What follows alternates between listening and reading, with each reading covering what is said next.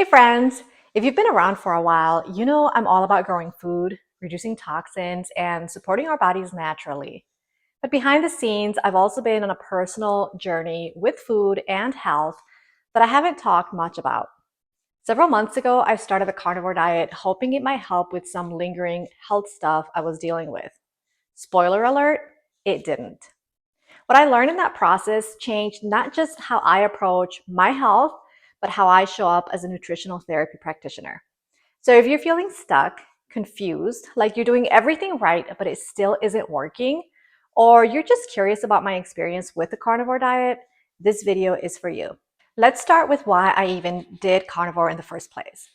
Like a lot of people, I was drawn by the stories. Clear skin, better digestion, mental clarity.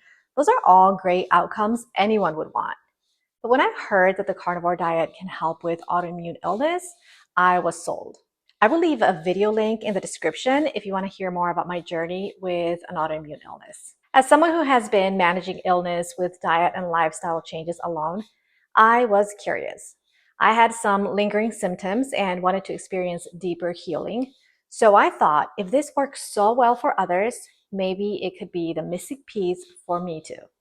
At first, I did see a few small wins, but as time went on, my body started giving me feedback that was too hard to ignore. From the very beginning, this switch was rough on my body, but I was ready to muscle through it because I know all about detox symptoms, or what some people call a die-off reaction. During what I thought was just a normal detox phase, I experienced terrible digestive issues. I lost 10 pounds, not because I was trying to, but because I could barely keep anything in my stomach. Strangely, my joints felt amazing and my brain fog lifted, along with some other benefits I will talk about in this video right here. That was enough to keep me going. Everyone said it just takes time, but my body was still adjusting, so I pushed through. But by month 4, everything shifted.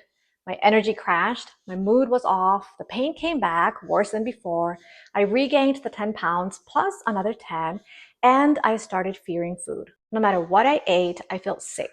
The digestive symptoms were so intense, I became anxious about leaving the house or being around people, worried I'd suddenly get sick. Instead of stopping to reassess, I kept going.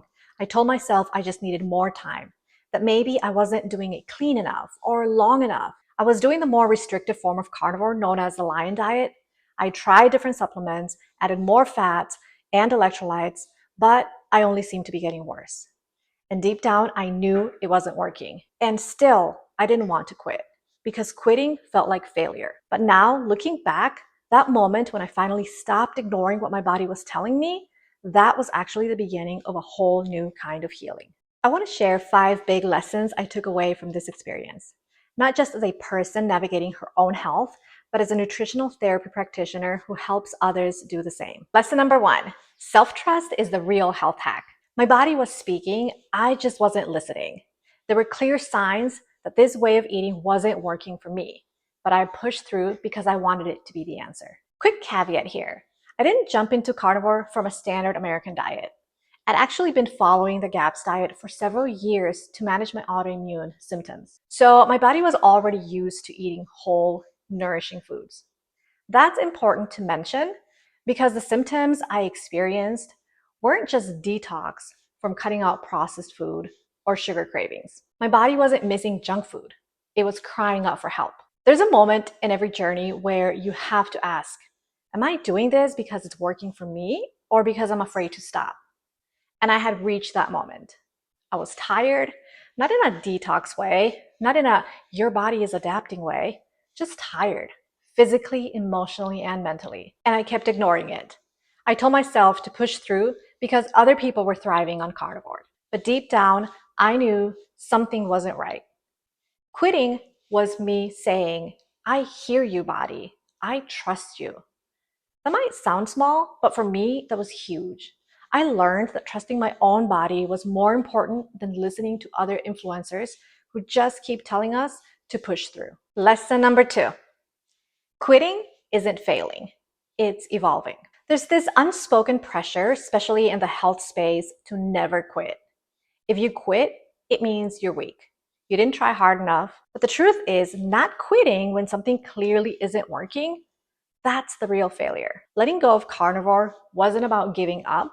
It was about growing up, about me tuning in, about realizing that my health journey is a living, breathing thing. It's allowed to change. That's what healing actually looks like sometimes. It's messy, non-linear, and requires courage. So now when something isn't aligned, I ask myself, is this resistance or is this wisdom? And that question has been a game changer. Lesson number 3. Just because it works for others doesn't mean it has to work for me. This was one of the hardest pills to swallow, especially when you're watching people on YouTube or Instagram say things like, carnivore cure all my problems. Meanwhile, I'm over here struggling with fatigue, digestive issues, chronic pain, and feeling emotionally disconnected from food. It's hard not to internalize that. Like maybe I'm broken or I didn't do it right. But the truth is we are all different. Different metabolisms, stress levels, life stages, gut health, genetics. What helps someone else thrive might leave me depleted. That doesn't make them wrong, and it doesn't make me wrong either. It just means bio-individuality is real. And that's something I now carry with me into every health decision. Number 4, the push-through mindset isn't always healthy. I used to be really proud of how disciplined I was.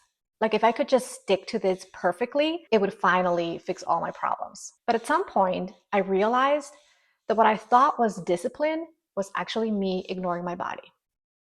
I wasn't being strong, I was being stubborn. And that kind of rigidity can lead to burnout, shame, and even more health issues. There's a big difference between commitment and self-abandonment. And I learned that I'd rather be someone who listens than someone who pushes through no matter the cost. And number 5, being humbled made me a better practitioner. Here's the part that's hard to admit. As a nutritional therapy practitioner, I already knew most of this. I teach clients to listen to their bodies, to honor their symptoms, to ditch the one-size-fits-all thinking. And yet, I ignored my own advice. That was humbling, but it also made me better.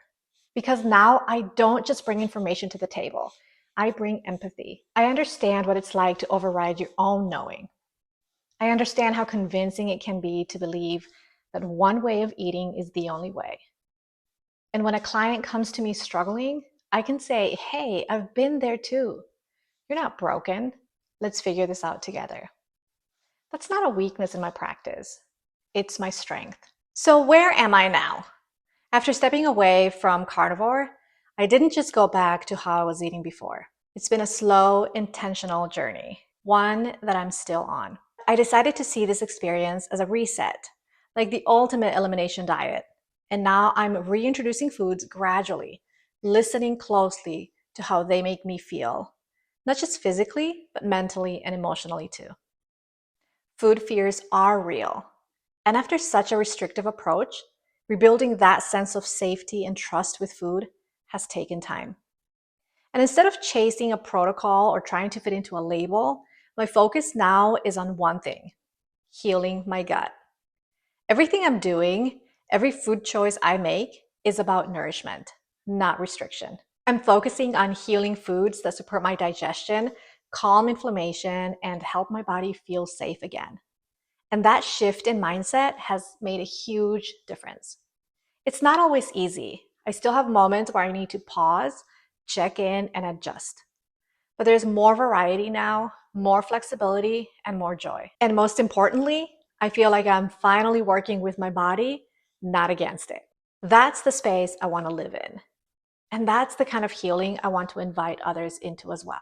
So if you're watching this and feeling like you're the only one struggling with a diet that's supposed to work, please know you're not alone. This isn't a story about carnivore being bad. It's a story about self-trust, about learning, about growth. It's okay to try things. It's okay to walk away from them too. That doesn't make you a failure. It makes you wise. If this resonated with you, I'd love to hear your story in the comments. And if you're navigating your own health confusion, I hope this gives you permission to pause and listen in. Thanks for being here.